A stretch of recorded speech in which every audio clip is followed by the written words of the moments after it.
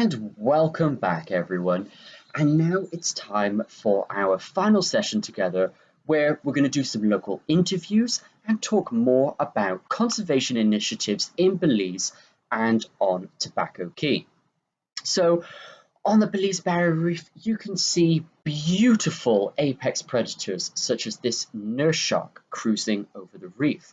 Now, nurse sharks are a very key apex predator, just like sharks in general on the reef. However, sharks are at risk. They're at risk from being caught as bycatch in things like this, gill nets. Now, Belize has passed some landmark legislation in terms of banning gill nets. Gill nets are seriously damaging, or were damaging, Belize's marine environment. They indiscriminately kill marine life, not just sharks, but species important for commercial fishing and even sport fishing, manatees, dolphins, turtles, a huge array of marine life.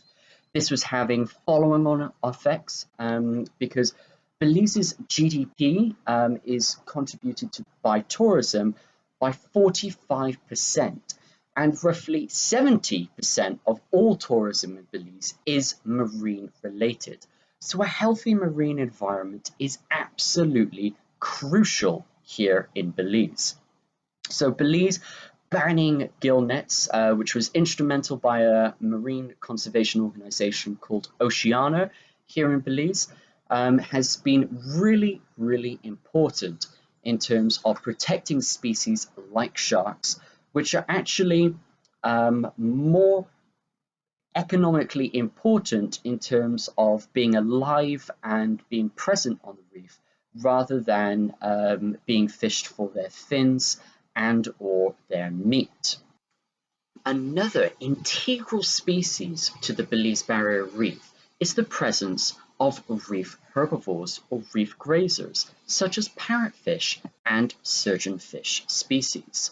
At the turn of the century, fishermen were overfishing species such as grouper and snapper and turning to fish parrotfish and surgeonfish as the next best fish to harvest. This was having a detrimental impact on the health of our coral reef, declining from 30% coverage to 11% coverage.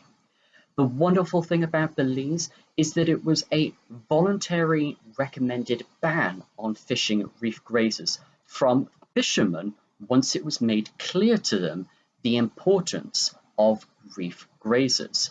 Now, since 2009, there has been a ban on catching parrotfish and surgeonfish species. At Tobacco Key Marine Station, we're committed to working with organisations across Belize in order to develop conservation initiatives which will help to improve the Belize Barrier Reef. One such initiative was assessing the population and abundance of Caribbean king crabs, considered a key reef herbivore.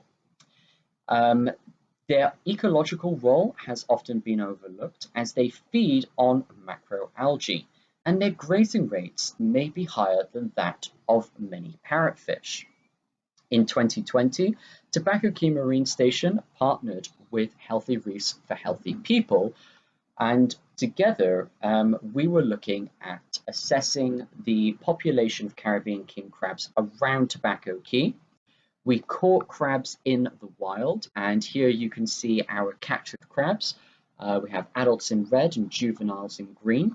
And we were to put these crabs in captivity and rear them to determine the optimum size and density needed for herbivory restoration. So here you can see us placing wild crabs that we've caught in our cage, where we are going to be feeding them Dictyota algae and rearing them to an adult size. Once these mariculture techniques are adapted, Healthy Reefs for Healthy People are looking to work with local fishermen and local communities in order to try and increase and rear Caribbean king crabs so that their population density can be increased on the reef. And so we always, when we harvested the algae, we would tie it to a rock in order to give it a natural appearance for crabs when they were in captivity. We would also look to feed crabs fish protein as well, as this would simulate the very diet that Caribbean king crabs would have in the wild. And with our project, we were able to rear adults, and we did successfully breed a couple of females, and the females were taken to Caribou Key, where the Smithsonian have a research center there, and that is where the juveniles were reared because they have a wet lab there.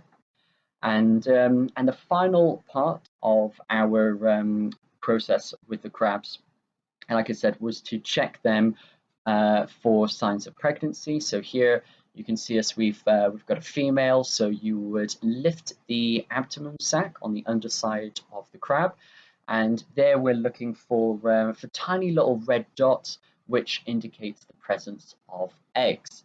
So when we check this female, we'll see that sadly this one didn't have any eggs, but we were successful in breeding some crabs.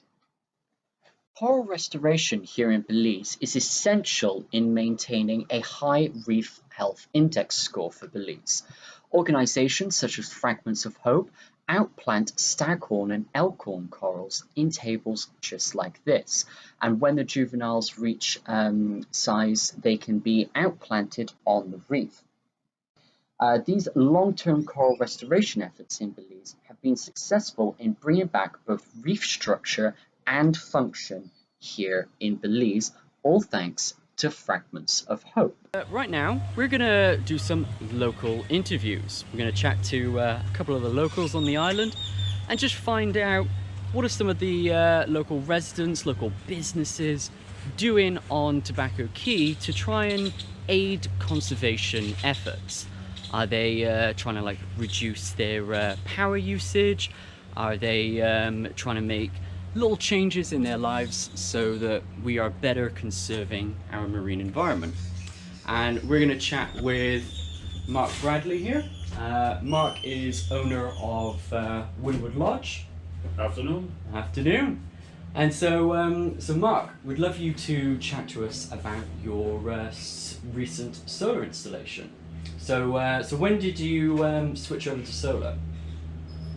Early part of 2020. Early part of 2020. And what were you using for power generation before that? Generators. Yeah. And were they like diesel generators? Diesel and gas. Right. But those were had its problems with it. So we were pretty much using an average of $3,000 to $4,000 worth of diesel fuel per month. There's only power at night, and an average of 15 hours a day.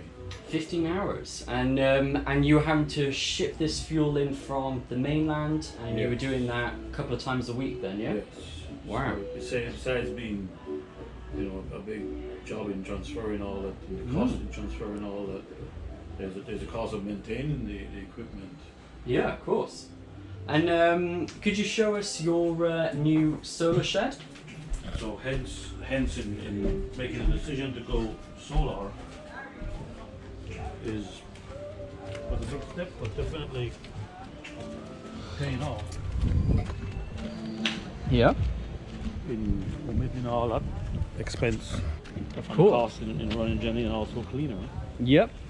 So yeah, because of course with running a generator, you're burning fossil fuels, whereas this is Windward's new solar shed. So how many solar Those panels? panels are up there, 24. Cleaner, it's quiet. We're using, the energy from the sun, which is just Free power. free is power. And great. it's, all here we have a lot of sun, as you well know. So, Yep. and it's been working fine. It's been a great change. Yep. costly, but a good investment, I think. Absolutely. Here we have our inverters and charge controls and all that stuff that goes with it, or batteries, and we're able to run the whole lodge with all the freezers and coolers and everything with this, Mm-hmm. and the little Jenny for backup.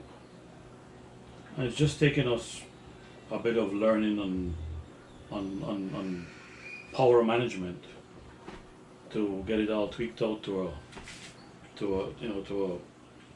a good level. Yeah, yeah. So far, so good. So I'm happy with the investment, Brilliant. And the system. yeah.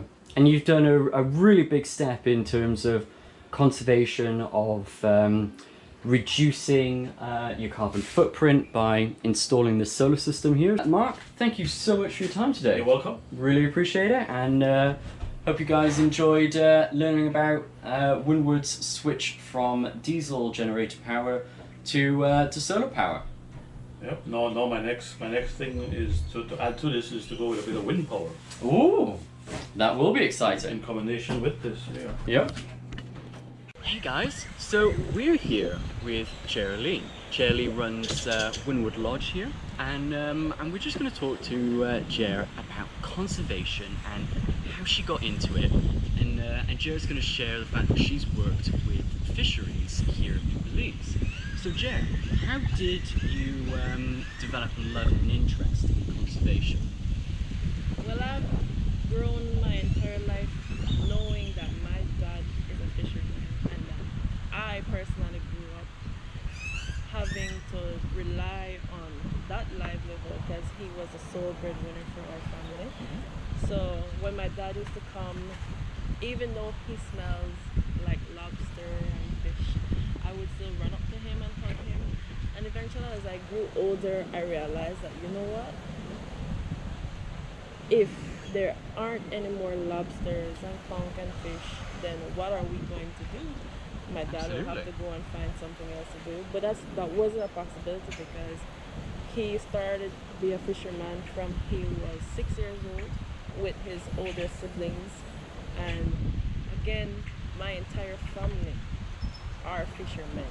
Mm-hmm. Now, because of the conservation work that has been done in Belize, I can now say that my older brother, my only brother, has stepped in and is also a fisherman. Right.